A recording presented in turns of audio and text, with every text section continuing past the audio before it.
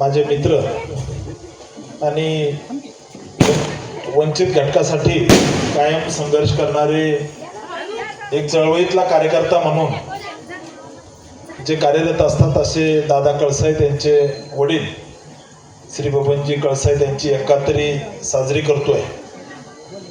या एकाहत्तरी निमित्त मी त्यांना खूप साऱ्या शुभेच्छा देतो।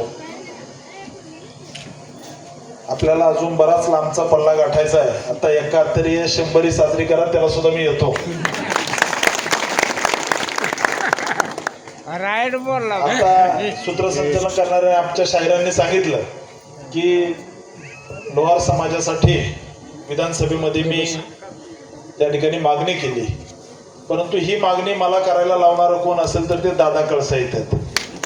कारण समाजाप्रती हा समाज म्हणजे छोटासा समाज, गावात कुठंतरी 1 2 4 5 घरं असा हा समाज त्या ठिकाणी लोखंडाला आकार देण्याचं काम करतो आणि बळीराजासाठी वेगवेगळे अवजार बनवतो। तर आज या ठिकाणी एकाहत्तरी साजरी होती आणि या कार्यक्रमानिमित्त उपस्थित सर्व माता भगिनी आणि दादाचे वडील आई वडील, खरं तर एकाहत्तरी म्हणजे आयुष्याच्या त्या ठिकाणी मागची 70 वर्ष आपण जे जगलोय, जे पुण्यकर्म आपण केलंय त्याचं पुढच्या आयुष्यामध्ये त्या पुण्यकर्माच्या जोरावरती आपलं आयुष्य अधिक आरोग्यदायी होतं आणि मागे जे काही काम केलंय त्या कामाची पावती आपल्याला ईश्वर पुढच्या त्या ठिकाणी 29 वर्ष म्हणजे उरलेलं आयुष्य आरोग्यदायी द्यायचं, आजारपण द्यायचं, हे सगळं मागच्या आपल्या कर्मावर अवलंबून असतं। त्यामुळं निश्चित तुमचं कर्म चांगलं आहे आणि दादा समाजाचं काम करतोय।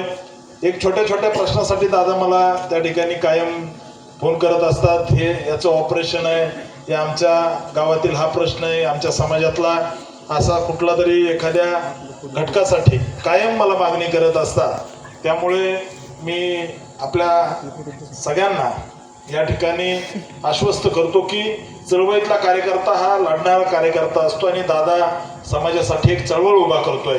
महाराष्ट्रात लोहार समाजाचे फार बोटावर मोजणारे इतके नेते आहेत। मला आमचे माढा तालुक्यातले अनिल पाटील म्हणून एक आपले माजी आमदारांचे पुत्र आहेत, जलतज्ञ, त्यांनी सांगितलं की विधानसभेमध्ये 70 वर्षात लोहार समाजाचं नाव सुद्धा कोणी काढलं नव्हतं, तर तुम्ही ते नाव काढलं आणि लोहार समाजाच्या मागण्या विधानसभेत मांडल्या।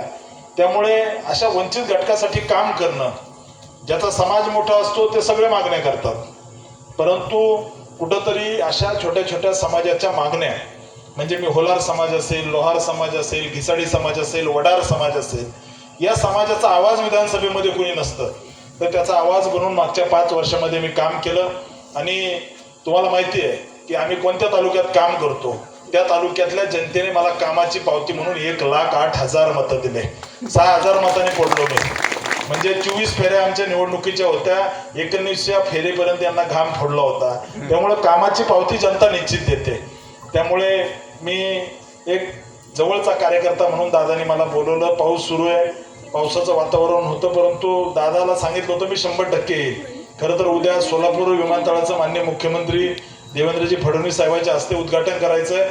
उद्या सकाळी लवकर येणार आहेत, 7:30-8ला त्या ठिकाणी येणार आहेत, परंतु हा कार्यक्रम करून आपण पुढे जाऊ असं या ठिकाणी ठरवलं। मी आपल्या सगळ्यांच्या वतीनं या ठिकाणी एकाहत्तरी निमित्त काकांना खूप साऱ्या वाढदिवसाच्या शुभेच्छा देतो। त्यांचं उर्वरित आयुष्य या ठिकाणी समाजसेवेसाठी आणि स्वतःसाठी आरोग्यदायी ठरव, हीच या ठिकाणी नरसिंहाच्या चरणी प्रार्थना करतो आणि थांबतो। धन्यवाद। जय हिंद, जय महाराष्ट्र।